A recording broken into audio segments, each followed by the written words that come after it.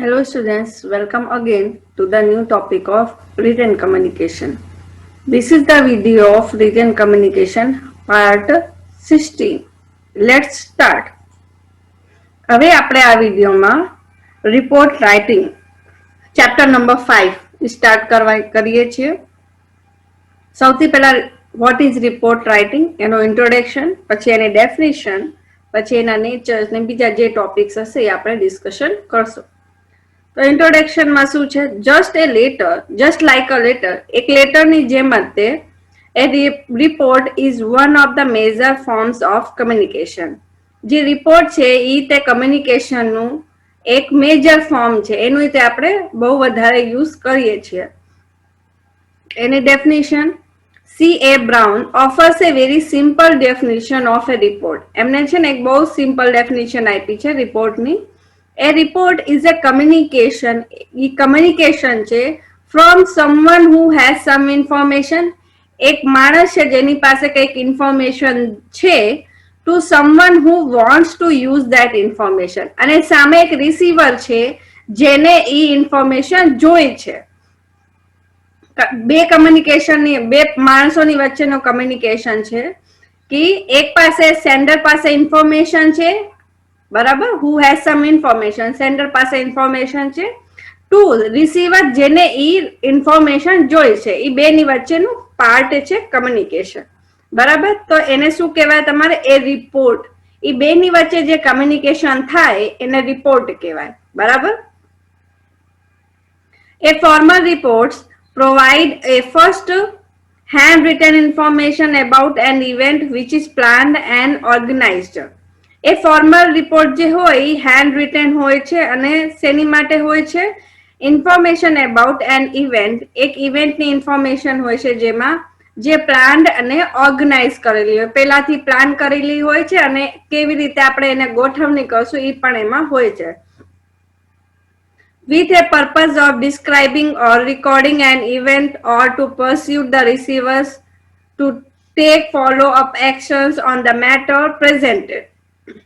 એમાં પર્પઝ આવી જાય, પછી કેવી રીતે સામેવાળા ઓડિયન્સને કહેવાનું છે to take follow up actions on the matter presented. પછી તમારે જે મેટર તમે પ્રેઝન્ટ કરવાના હોય તો એના ઉપર કેવી રીતે એક્શન લેવાનું છે.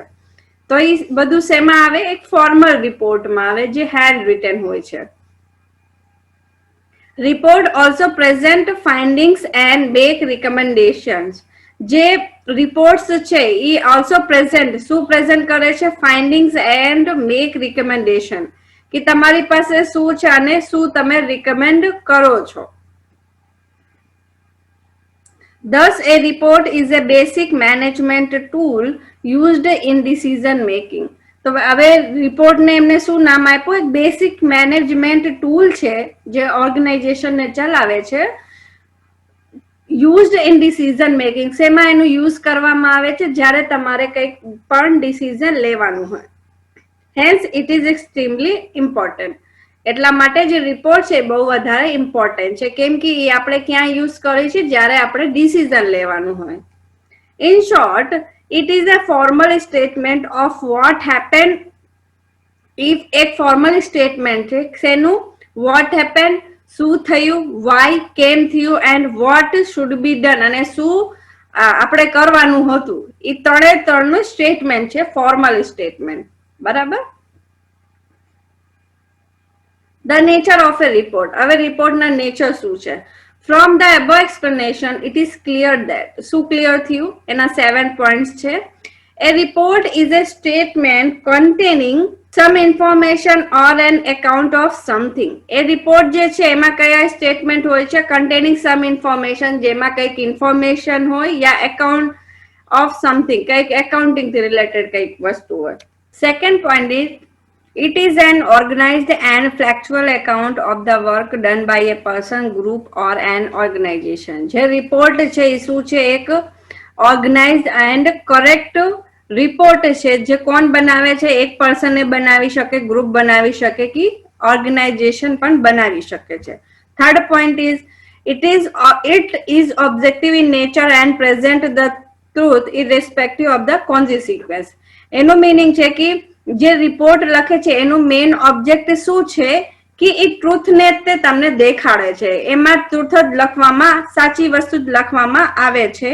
એમાં રિઝલ્ટ શું હશે એને ઈ ઇગ્નોર કરીને રિપોર્ટ લખે છે. એનું રિઝલ્ટ શું આવશે ઈ વિચારતા નથી. ખાલી એને શું હોય છે કે તમે રિપોર્ટ લખો છો, જે પણ પર્સન રિપોર્ટ લખે છે એમાં બધી કરેક્ટ વસ્તુ, સાચી વસ્તુ જેને લખવાની રહેશે. Fourth one, it is targeted to a specific audience.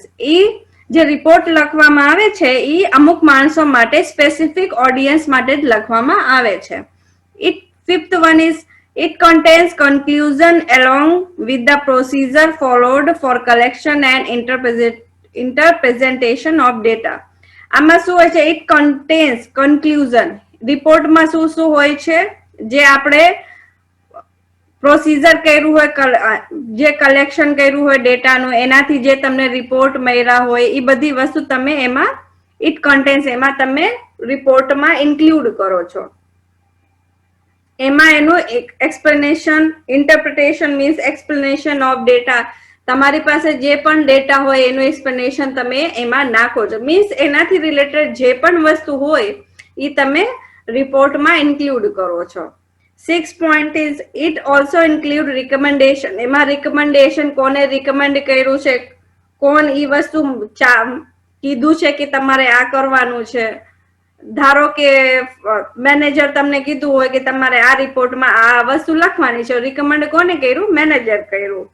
બરાબર. 7th point is, it is written for some specific person. અને જે રિપોર્ટ છે, કેમ કે સ્પેસિફિક ઓડિયન્સ માટે લખવામાં આવે છે, બધા માટે જર્નલ નથી હોતું, એટલા માટે ઈ એક સ્પેસિફિક પર્પઝ હોય કે આ આટલા માણસો માટે જ આપણે લખવાનું છે. ધારો તમે કે બધા માણસો લેટ આવતા હોય, એમાં બધા મીન્સ 4-5 માણસો લેટ આવે, ફોર એક્ઝામ્પલ છે, રિપોર્ટ માટે નથી, તો તમે જે પણ વસ્તુ લખશો તો એ 4-5 માટે જ લખો છો. તો એનું મિનિંગ શું થયું કે સ્પેસિફિક પર્પઝ થયું ફોર સ્પેસિફિક ઓડિયન્સ. થોડા જ માણસો માટે તમે એ વસ્તુ લખો છો કે તમે કેમ લેટ આવો છો. બરાબર. The P's of an effective report. P's means principles.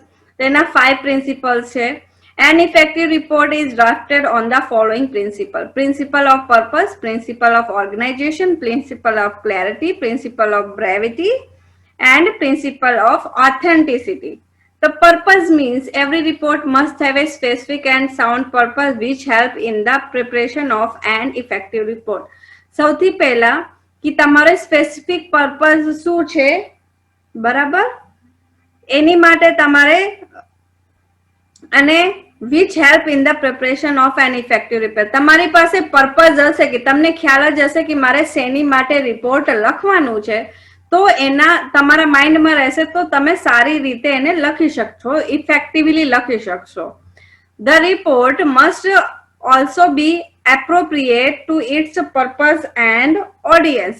ઈ તમારે વિચાર કરીને લખવાનું, must be appropriate to its purpose and audience, કે એનું જે મેઇન પર્પસ છે અને કોણ ઓડિયન્સ છે, સામે તમે કોની માટે લખો છો, ઈ વિચાર કરીને તમારે લખવાનું રહેશે.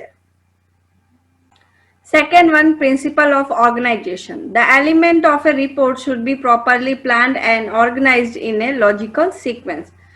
જે તમારો રિપોર્ટ છે, ધ એલિમેન્ટ ઓફ રિપોર્ટ, એમાં તમે જે જે પોઈન્ટ લેવાના છો તો એ પ્રોપરલી પ્લાન્ડ હોવા જોઈએ, તમે પહેલાથી વિચારીને રાખવા હોવા જોઈએ, અને ઓર્ગેનાઇઝ કરેલા હોવા જોઈએ કે તમે પહેલા કયો પોઈન્ટ લખશો, પછી કયો પોઈન્ટ લખશો. બરાબર. અને એ પણ એક લોજિકલ સિક્વેન્સમાં, કે એમ ન થાય કે જે પોઈન્ટ તમારે પહેલા લખવાનું હતું એ પોઈન્ટ તમે છેલ્લે લખી નાખ્યું, એમ નહીં. એક સિક્વેન્સમાં જોવું જોઈએ કે એક વાત પૂરી થઈ પછી એનાથી જ રિલેટેડ બીજી વાત હોય, પછી એના નીચે એનાથી રિલેટેડ ત્રીજી વાત, એવી રીતે સિક્વેન્સમાં.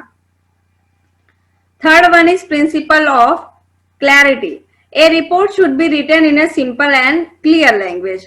હવે જે રિપોર્ટ છે એને તમારે શેમાં લખવાનું રહેશે? સિમ્પલ અને ક્લિયર લેંગ્વેજમાં, કે પોઈન્ટ ટુ પોઈન્ટ વસ્તુ એમાં લખેલી હોવી જોઈએ અને સામેવાળી જે ઓડિયન્સ છે એને સમજાઈ જાય. Ambiguous words should be avoided and there should be no loose end. જે ડાઉટફુલ વર્ડ્સ હોય કે સામેવાળો પર્સનને ડાઉટ થાય એ વર્ડનું યુઝ એમાં નહીં કરવાનું, બરાબર. There should be no loose ends.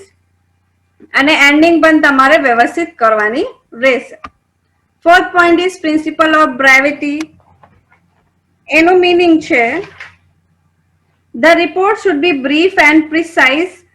જે તમે રિપોર્ટ બનાવી શોર્ટ બનાવવાની રહેશે અને પ્રિસાઇઝ અને પોલાઇટલી લખવાની રહેશે, because short reports are easy to prepare.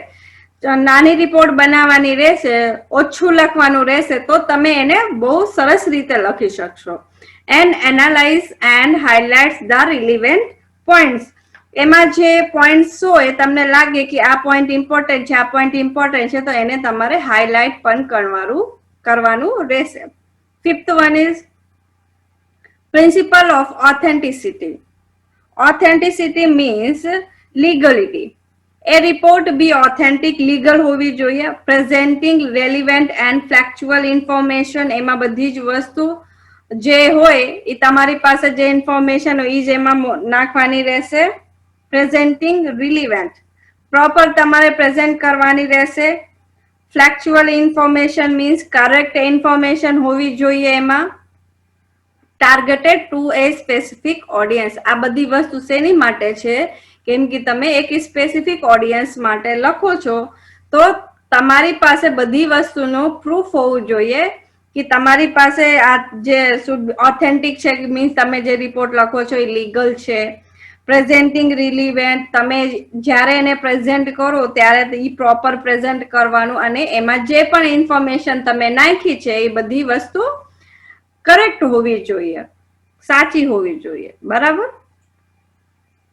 Functions of a report. A report serves the following functions. કયા કયા છે? 4 points છે. To communicate ideas or information by describing or recording. આ શેની માટે છે? કે તમારું કંઈક આઈડિયા હોય, કઈ ઇન્ફોર્મેશન હોય, કંઈક તમે ડિસ્ક્રાઇબ કરવા માંગો છો, તો એને કમ્યુનિકેટ કરવા માટે છે એકબીજા સાથે. To facilitate decision making. કંઈક તમારે ઓર્ગેનાઇઝેશન હોય, કંપની હોય, તો એને કંઈક ડિસિઝન લેવાનું હોય તો એની માટે છે. To initiate action. કંઈક તરત જ એક્શન લેવાનું હોય તો એની માટે છે. To persuade by forming opinion or forming recommendation if necessary. કંઈક ફોર્મિંગ મીન્સ કોઈની પાસે ઓપિનિયન છે, કંઈક રિકમેન્ડેશન છે, ઇફ નેસેસરી તમને લાગે તોની વાત છે, ત્યારે આ લખવામાં આવે છે, બરાબર. પ્રિપેરિંગ એ રિપોર્ટ. હવે રિપોર્ટ લખવામાં કઈ વસ્તુ કેટલા સ્ટેजेस છે? તો સૌથી પહેલા છે the process of preparing A report contains the following stage. કયા કયા છે? Step 1 yeah stage 1, collecting the material. હવે તમારા માઇન્ડમાં આઈડિયા ટોપિક તો છે તે કે તમે શેની માટે રિપોર્ટ લખવા માંગો છો. એક સ્પેસિફિક ટોપિક છે તો collect all the relevant materials, notes, documents etc. એનાથી રિલેટેડ જે પણ તમારી પાસે મટીરિયલ હોય, નોટ્સ હોય, બરાબર, ડોક્યુમેન્ટ્સ હોય, એ બધું તમારે કલેક્ટ કરવાના, ભેગા કરવાના. Stage 2, planning the report. હવે તમે બધું ભેગું કર્યું, હવે પ્લાન કેવી રીતે કરવાનું? Define the purpose of the report. સૌથી પહેલા તમારે શું કરવાનું? તમે રિપોર્ટ શેની માટે લખો છો? To whom it to be submitted and how will it be used. અને આ કોની માટે છે ઓર કોણ એને યુઝ કરશે. select the information it should contain. આમાં ઇન્ફોર્મેશન કલેક્ટ કરવાની. Arrange the information in A logical order. હવે તમે બધી જે ઇન્ફોર્મેશન કલેક્ટ કરી એને અરેન્જ કરવાનું એક લોજિકલ ઓર્ડરમાં. Prepare and outline of the report. પછી એને એક આઉટલાઇન તમારે રિપોર્ટની તૈયાર કરી લેવાની. Decide upon ઇલિસ્ટ્રેશન and diagrams if required. હવે આમાં કંઈક એક્ઝામ્પલની જરૂર હોય, કંઈક ડાયાગ્રામ મૂકવાની રિક્વાયરમેન્ટ તમને લાગતી હોય તો એ પણ એમાં તમે નાખી શકો છો. Stage 3, drafting the report. હવે write the information, purpose, the headings and the summary. હવે તમે જે બધું ભેગું કર્યું છે એને એક રિપોર્ટ લખવાનું. Write the body of the report. પછી એનું બોડી લખવાનું. એમાં એક્સપ્લેનેશન બધું આવી જાય. તમે જે ટોપિક છે જેની માટે તમે રિપોર્ટ લખ્યું છે એની બધી ઇન્ફોર્મેશન, પછી એના એક્ઝામ્પલ, પછી એના ડાયાગ્રામ જે પણ વસ્તુ હોય ટોપિક થી રિલેટેડ એ સેકન્ડ પાર્ટમાં આવશે. થર્ડમાં write the conclusion and recommendation. છેલ્લે તમારે એનું શું પર્પઝ છે, શું કન્ક્લુઝન છે, તમે રિપોર્ટ શેની માટે લખ્યું છે અને કોના રિકમેન્ડેશન થ્રુ લખ્યું છે એ તમારે લખવાનું રહેશે. Stage 4 editing the report. Examine the draft. હવે તમે જે ડ્રાફ્ટ તૈયાર કર્યું એને તમારે રીચેક કરવાનું. Check the accuracy and make correctness wherever necessary. પછી એમાં કંઈક તમને લાગે કે કરેક્શનની જરૂર છે તો તમે એને કરેક્ટ પણ કરી શકો છો. Types of report. હવે રિપોર્ટ કેટલા ટાઈપ્સના હોય છે? Reports can be classified into several categories like oral and return reports. Orally report હોય મીન્સ આપણે ફોન ઉપર વાત કરી શકીએ યા રિટનમાં લખીને. Informal and formal report. પછી statutory and non statutory reports means required report કે નોન રિક્વાયરમેન્ટ હોય. રૂટીન એન્ડ સ્પેશિયલ રિપોર્ટ્સ એ તમારે મેઇન ઓર્ગેનાઇઝેશન્સ માટે હોય કે રૂટીનલી કંઈક રિપોર્ટ આવતો હોય કે સ્પેશિયલ રિપોર્ટ કંઈક હોય. ઇન્ફોર્મેશનલ એન્ડ ઇન્ટરપ્રિટિવ રિપોર્ટ. કંઈક ઇન્ફોર્મેશન દેવાની હોય યા કંઈક એક્સપ્લેનેશન આપવાનું હોય તો એની માટેના report. However, as far as our syllabus is concerned, we shall consider two types of report. આપણે બે જ રિપોર્ટ જોવાના છીએ. Business report and press report. હવે આ બે રિપોર્ટમાં કેવી રીતે શું છે કે એનો ઇન્ટ્રોડક્શન શું છે, કેવી રીતે લખવામાં આવશે અને ક્યાં આપણે એને લખવાનું રહેશે તો એ આપણે હવે નેક્સ્ટ વિડીયોમાં એનો ડિસ્કશન કરશું. એનું ડિસ્ક્રિપ્શન હું તમને આપીશ. બરાબર? આ વિડીયો અહીંયા તમારું કમ્પ્લીટ થાય છે. Thank you.